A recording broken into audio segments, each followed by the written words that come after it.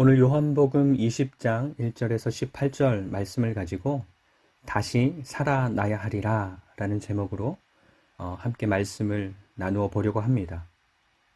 매일 성경 묵상 본문이 부활절 절기에 맞게 이렇게 좀 배정이 되어 있어서 우리가 고난주간이나 부활절에 맞추어서 따로 성경을 찾지 않아도 그날 예수님을 잘 묵상할 수 있었던 것 같습니다.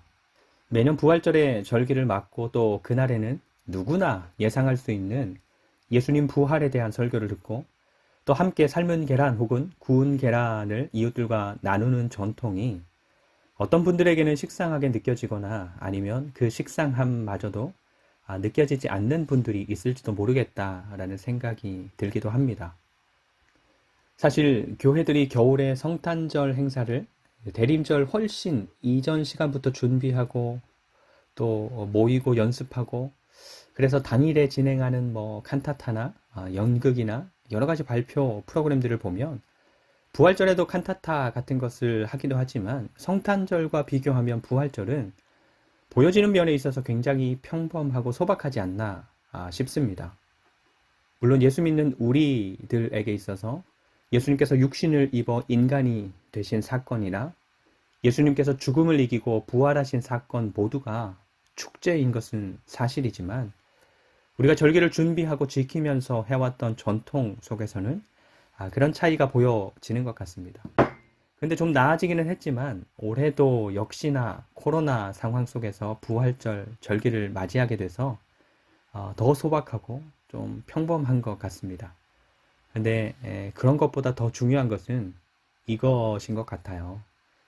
우리가 지켜가는 절기는 예수님의 생애를 1년이라는 시간에 맞추어서 기획한 것입니다. 그래서 우리가 잘 아는 것들만 이야기하면 예수님의 탄생을 기다리고 무슨 절기죠? 대림절이죠.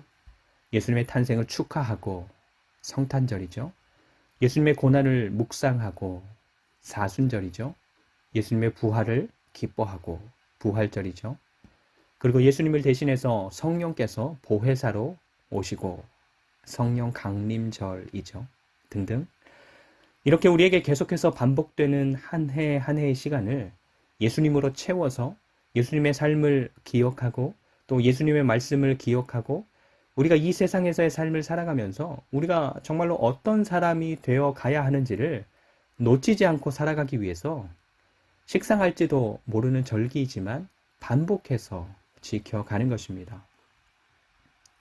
근데 많은 사람들이 이 코로나로 억눌렸던 소비 심리, 여행 심리를 코로나 상황이 좀 나아지고 또 코로나 확진이 돼서 막 항체들이 생기고 나니까 소비 욕구나 여행에 대한 욕구를 막 미친 듯이 폭발시키는 것처럼 찾아오는 절기를 맞이하는 교회들이 이제 상황이 좀 괜찮아졌으니까 정말로 제대로 부활절을 지켜보자.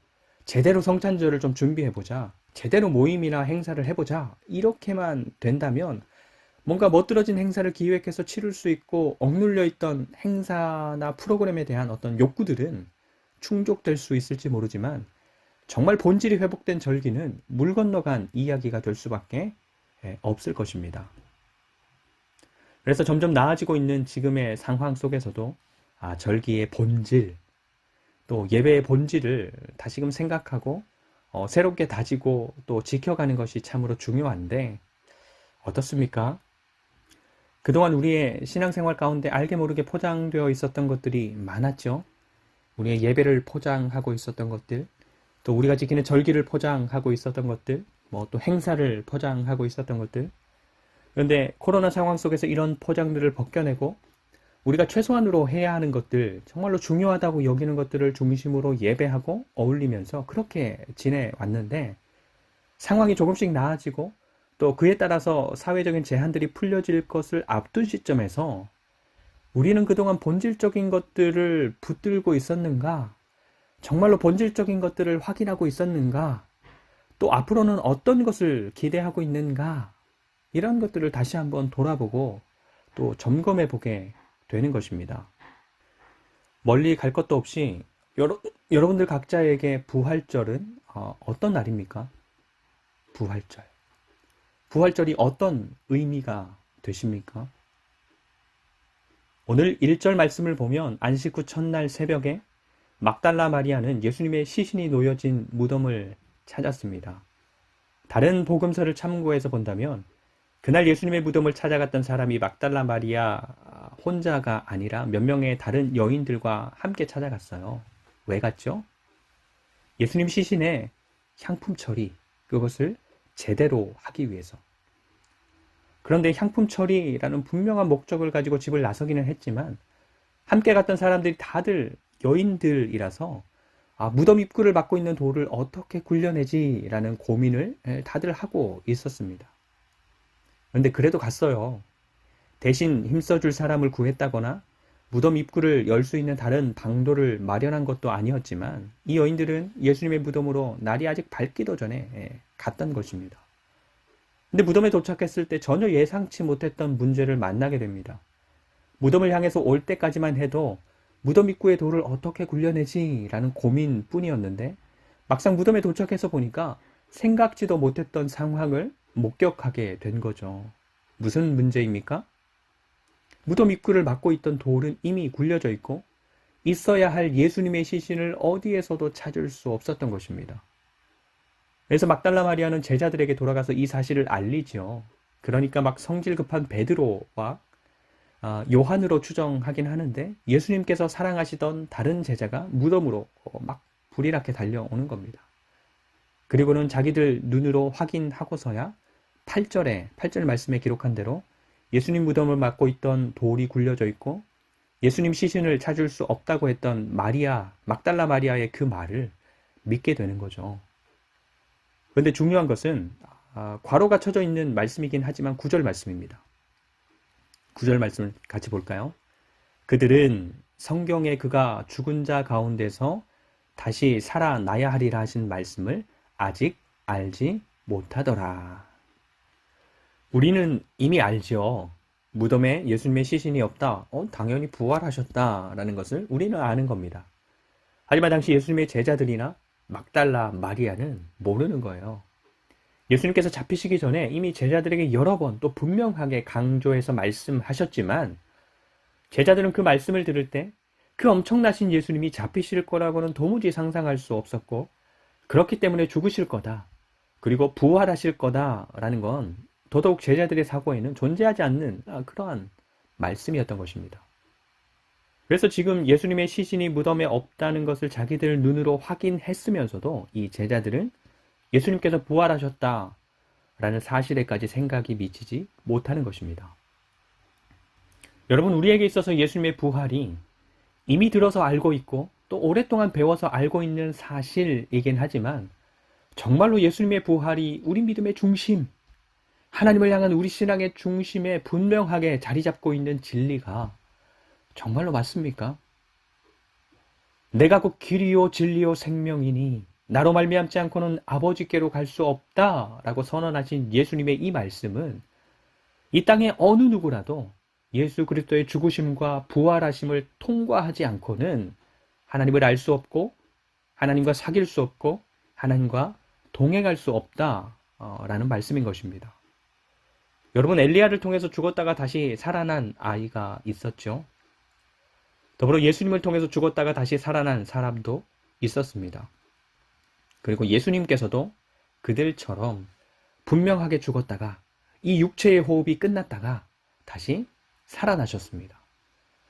근데 예수님과 그들, 앞선 두 명이 다시 살아난 것이 어떤 면에서 차이가 있습니까? 엘리야를 통해서 다시 살아난 아이나 예수님을 통해서 다시 살아난 나사로는 이전의 육체 그대로 다시 살아난 거예요.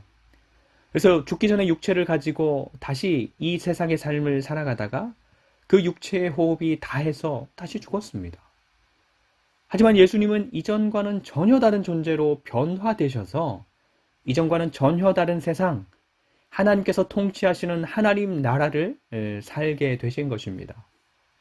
그래서 우리가 하나님 나라를 여기 있다 저기 있다라고 이 세상에 속한 어떤 장소로 확정할 수는 없지만 예수님께서 우리와 같은 육체로 죽으시고 새로운 모습으로 다시 살아나신 그 몸, 그 영광스러운 몸으로 통치하시는 예수님의 주권이 영향을 미치는 나라, 예수님께서 통치하시는 영역이 분명히 이 세상 가운데 존재한다라는 것입니다.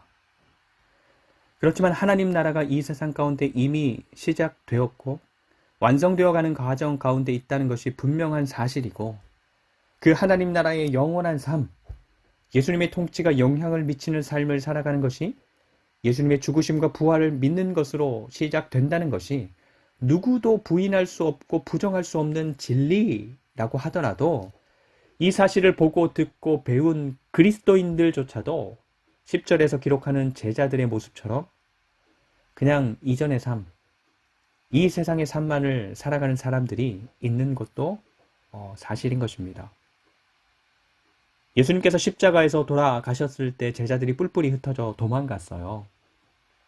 그렇지만 이 제자들이 얼마 지나지 않아서 한 집에 모여 있게 되죠. 그래서 뒤에 19절 말씀을 보면 이 제자들이 유대인들, 예수님을 그렇게 잔인하고 무참히 고문해서 죽였던 유대인들이 무서워서 문을 꼭 닫고 있었다라고 기록을 합니다. 제자들은 뭐가 그렇게 두려웠을까요? 유대인들이 하려고 했던 예수님 죽이기는 이미 끝났는데 왜 그렇게 유대인들을 두려워하고 그래서 문까지 꼭 닫고 모여 있었을까요? 뭐 뻔하죠. 그렇게 믿고 따랐던 자기들의 스승님이 죄인, 정치적으로 말하면 로마의 반역자이고 종교적으로 말하면 신성 모독을 한 사람으로 낙인 찍혀서 처참한 죽음을 당했단 말이죠. 그래서 예수님을 가장 가까이에서 따르며 섬겼던 자기들에게도 그런 화가 미칠까 두려웠던 것입니다. 여러분, 우리가 예수 그리스도를 믿는 믿음으로 예수님의 통치에 선하고 신실하게 반응해서 살아가는 것을 막는 것, 혹은 주저하게 만드는 것, 그런 요소가 우리의 삶에서 어떤 요소들이 되겠습니까? 9절의 말씀처럼 우리 삶의 현장에서 우리가 분명히 들었고 알았는데 우리로 하여금 우리가 들었던 그 말씀, 우리가 배웠고 알았던 그 말씀들을 생각나지 않게 하거나 그 말씀들이 우리의 삶에 영향을 미치지 못하게 만드는 것들이 무엇입니까? 그 새벽에 막달라 마리아가 달려와서 예수님 시신에 대해서 이야기하는 것을 듣고 곧바로 무덤으로 달려가서 자기들의 눈으로 빈 무덤을 확인하고 마리아의 말을 믿었던 베드로와 요한은 그렇게 무덤을 확인하고서는 그냥 자기들 집으로 돌아갔습니다. 그냥 확인하고 그렇구나 하고 끝난 거예요. 근데 막달라 마리아는 여전히 그 무덤에 남아 있었습니다.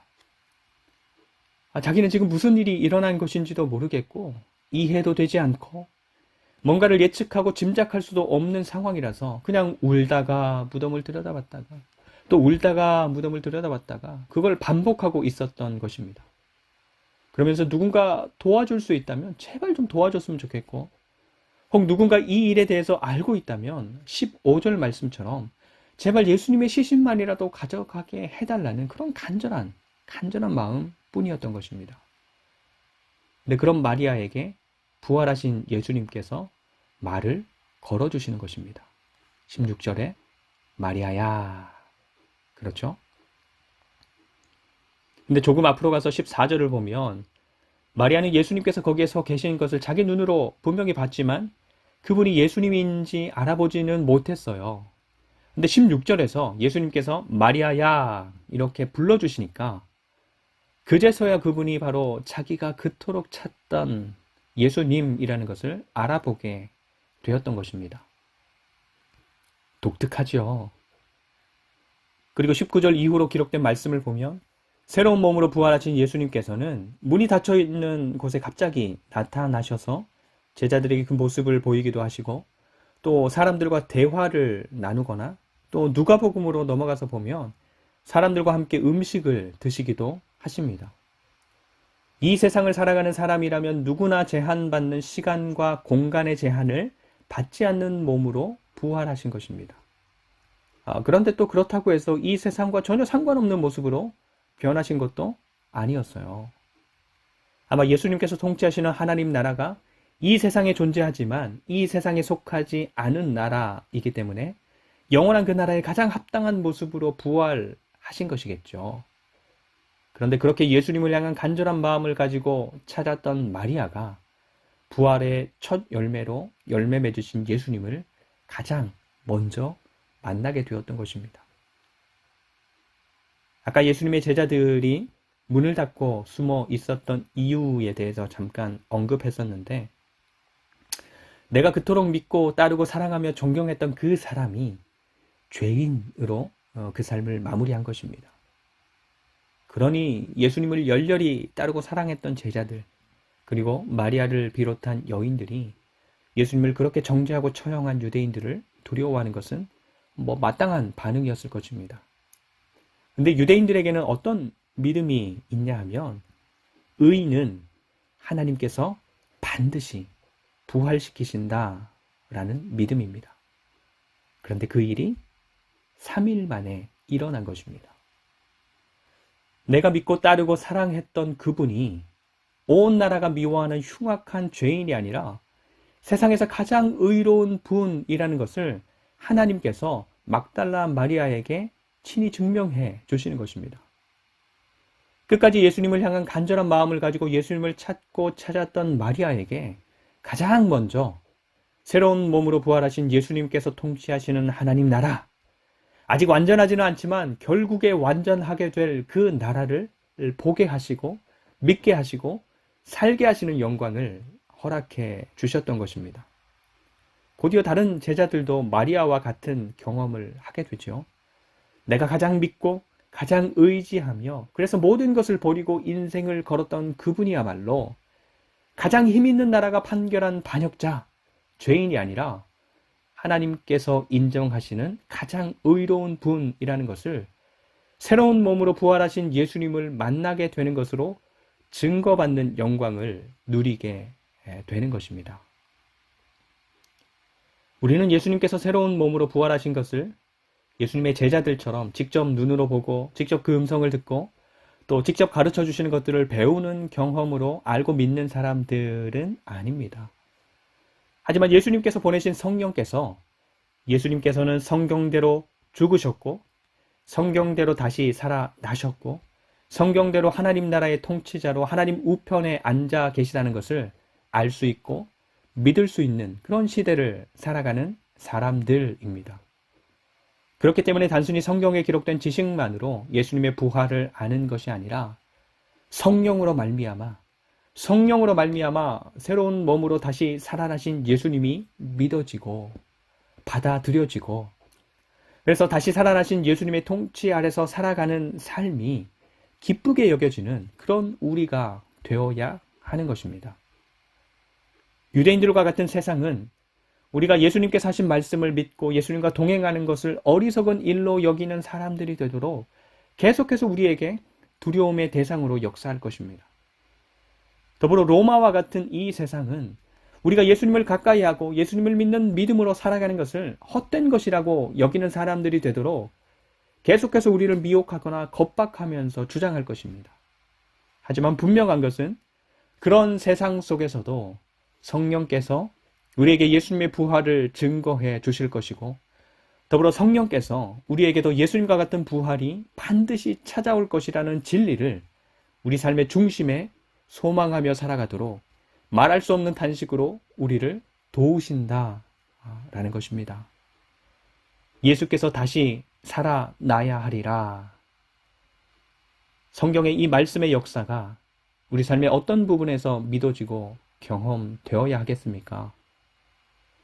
예수님께서 새로운 몸으로 다시 살아나신 것은 하나님 나라의 문을 여시고 지금도 우리로 하여금 그 나라의 삶을 살아가고 끝내는 완전한 그 나라를 상속받는 영광스러운 하나님의 자녀들로 반드시 다시 살리실 것을 약속하는 하나님의 약속이며 지금 이 땅에서 살아가는 믿음의 삶이 무너지지 않도록 하는 의지이며 우리가 기대할 수 있는 유일한 소망인 것입니다.